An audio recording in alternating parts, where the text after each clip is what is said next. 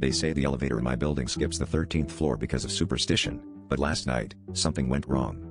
I pressed the button for my apartment on the 17th, half awake after a late shift, and the elevator lurched to a stop between floors.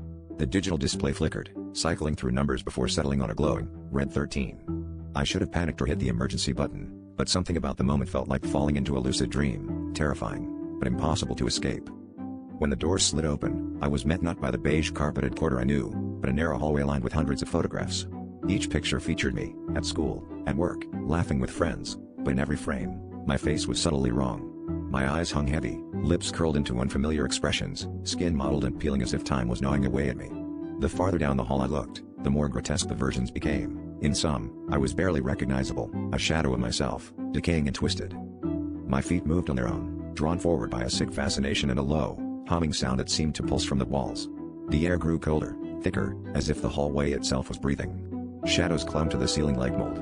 With each step, the photos aged further, until the last few frames were nothing but black smears and warped, gaping mouths where my face should have been. I tried to turn back, but the elevator doors had vanished, replaced by a wall covered in my name, scratched over and over, deeper with each repetition.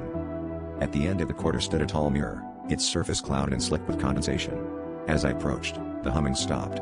My reflection stared back, gaunt, eyes sunken, skin sloughing away in ragged strips. Then, with a slow, deliberate motion, the reflection smiled and stepped forward, emerging from the glass with a wet, tearing sound. The lights flickered out.